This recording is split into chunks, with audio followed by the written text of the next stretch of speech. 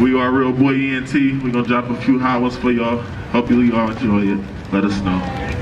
Before SOB RBE would release their self-titled debut mixtape in 2017 and their debut album Gangin' in 2018. Before the four boys would be on tour with Cuban Doll and open up for 21 Savage and Post Malone on their North American tour. Before the boys would find themselves on the Black Panther soundtrack for the track Paramedic, which consists of DaBoii, Yhung T.O, Slimmy B, and Lil G, officially formed back in 2016 following the release of their track Cautious. Now it isn't just their group name, which is synonymous with millennial artists. These boys first connected on a shared love for online gaming, but they would soon swap out playing Call of Duty sessions to record on their smartphones to beats played off their PlayStation. Yhung T.O, now he had been trying to break through since he was just 8 years old, but as soon as he collaborated with these three other creatives, magic happened. Soon enough, the boys were gaining a large audience in their local Bay Area, but the powers of social media would quickly allow them to spread their music across the country, pulling SOB RBE to the top at an accelerated rate. Wow, that intro was actually kind of poetic, if I do say so myself. See you guys, when you give me a star that's not Lil Tay, look at the magic we can make here. What's going on, guys? It's your boy Michael McCrudden, documenting the life and career of SOB RBE prior to fame, here for you on Before They're Famous. Now, you guys have been requesting this video for some time, and I'm pretty excited. I think it's going to be a big one, because these guys are absolutely blowing up. Be sure to let me know who you want me to document next in the comments down below. Now I'll see you after the intro. Also, let me know in the comments down below who's your favorite member. I know they're not a boy band, but still, everyone's always got a fave. Hey, be sure to subscribe and hit that bell. Boom! Yhung T.O, he is the oldest member of the group, born on December 7th, 1998. Slimmy B was born on the exact same day as me, February 26th, but almost a decade later in 1997. DaBoii was born on August 14th, 1997, and Lil G on November 14th, 1998. Now, these dates were brought to us by the fine folks over at famousbirthdays.com. They're not always bang on, but they're pretty good. Now, all of these boys, they hail from North Vallejo, California, which is 34 miles north of San Francisco. They grew up specifically in the Crestside neighborhood known as Country Club Crest, but more commonly referred to as Crest Side, thanks to Mac Dre. Now, this area is known to other musicians including Sly and the Family Stone, E40, Tough Talk, and of course Mac Dre. It was only a few blocks away from where Mac Dre was shot that the boys would film the music video that gave them their first taste of fame.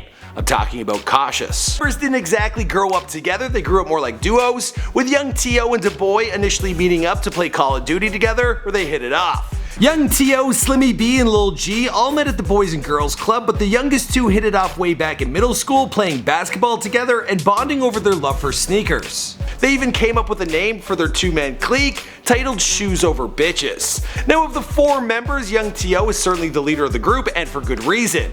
This dude has been plugging away in the music industry since he was just 8 years old. I mean, that's younger than Lil Tay, before she started doing whatever the hell it is she does. His grandmother, she was his manager, and she would book him at local shows like the country fair, at radio stations, and at local black businesses. Now, this doesn't mean he was the only one who showed talent at a young age. Check out this video I found on DaBoii's Instagram. I'm the man, shoot you with a rubber band, got a million in my hand, mess you up, that's my plan. When Mac Dre was killed in 2004, the members of SOB RBE, well, they were just entering elementary school. Still, the artist had left a profound effect on the area, and his mother is regarded as a local celebrity. Check out this picture Slimmy B posted with her just recently. Mac Dre and them used to come down the block on a big ass tour bus. I remember they came down Cynthia in a big ass tour bus giving out $100, and I was like, damn. The boys claim that their native Vallejo is an extremely tight-knit community where everyone knows everyone and somehow everyone feels like they're related. On the streets, the boys were witness to poverty, black-on-black crime, violence, and police brutality.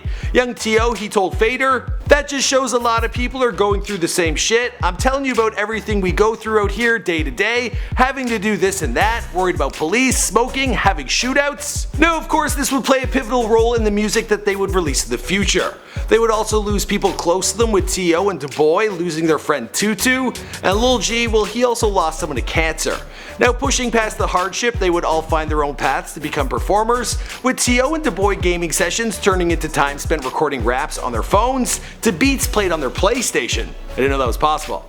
Now, T.O, having started early on, was already recording his own songs and building up a small local buzz. while the others, they were still figuring out their way. Describing his style, T.O stated, "For me personally, I was singing some gangsta shit, so how I got people's attention was like, how is this dude singing?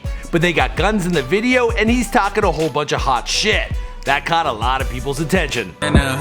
One day, DaBoii, Lil G, and Slimmy were at their friend's, Kyrie's house, and they were recording some music when T.O finally met the rest of his future ensemble. Now, after hitting it off, they all began to meet at T.O.'s grandmother's house on the regular, where they would record their early songs. Now, I'm not sure why Kyrie didn't jump on the ship, and I'm pretty sure he's kicking himself now. In June of 2016, Yhung T.O and Slimmy B released the song and the video for Cautious, posting it to T.O.'s brand new YouTube channel. Starting off with no subscribers, the video performed real well, and today it's clocking in almost 300,000 views. Now, Slimmy and Lil G, well, they had changed the name of their little clique from Shoes Over Bitches to Strictly Over Brothers. And well, the four boys, they decided to combine this with T.O.'s business name, Real Boy Entertainment. This resulted in the name you now know and love them for today. Although I'm not entirely sure if you're supposed to pronounce the X or not. Confusing for a guy like me from Canada. You're tougher than a set of winter tires, but dumber than an inbred donkey. Yhung T.O further explained, "It all became SOB RBE. We did it all under one name so everybody could come up together." They set up their own YouTube channel and social media pages and got to work splitting their time between T.O.'s grandmother's house and Lil G's aunt's house. Now, it turns out his aunt's neighbor just so happened to be Kilo Kurt, who was still operating Mac Dre's Thiz Nation label out of his house. Well, this led to the boys to meet a rap industry vet by the name of Stretch, and back in the day he had managed Mac Dre. But around this time, he was looking for something new. The boys quickly got back to work and they followed up Cautious with Different and Anti, both released in the summer of 2016, complete with music videos. Hey, Anti clocks in at over 27 million views on YouTube. They performed their first show in the gym of the Boys and Girls Club where they first met. It quickly exceeded its capacity, forcing the police to shut it down. Soon enough, the boys, well, they went on the road. Slimmy spoke on this stating, "We were in places we never been before with people singing all the words to our songs, looking at each other like this shit could be way bigger than we thought." Today, their manager Stretch stated that there are major label deals on the table for the group, but they'd rather crack the code of coast-to-coast dominance on their own before negotiating. Now, although T.O has already put out some work as a solo artist, the boys have a brotherly bond and they plan to keep it that way. They each bring something unique to the table, and they feel as a collective they're at their best. For now, the boys are celebrating their newfound fame and all the success that comes with it. Yhung T.O, well, he surprised his mom with a new car for Christmas, and Slimmy B, well, he became a father. And he often posts like photos of his son on Instagram. He's over the moon. He stated, "Love my son to death. He's 5 months old right now and I have to sacrifice time with him and my baby mama. In the long run, it's all gonna work out when our bank account is 6-7 figures and you ain't gotta work no more." They were also handpicked by Kendrick Lamar to work on the Black Panther album for their track Paramedic. So you know the boys got some serious talent. As for the rest of the story, well, I guess we're gonna have to wait and see because this is before they're famous. My name's Michael McCredit. We make all sorts of celebrity bios here for you on this channel. Just recently we did one on Lil Baby and that did really well. There are tons of requests coming in, Lil Toenails one. We're also working on something special with Lil Mayo. I'm not even kidding. So look forward to that. Be sure to subscribe. Let me know who's next. I'll see you guys in another video. People hate my but I just be kind. I did nothing yet. I just be kind. Oh yeah, you used to talk about me in elementary. You said I sucked and I was gone so weak. What? She like that. No way you could deny that. She looked once and never looked back. Yeah, T.O,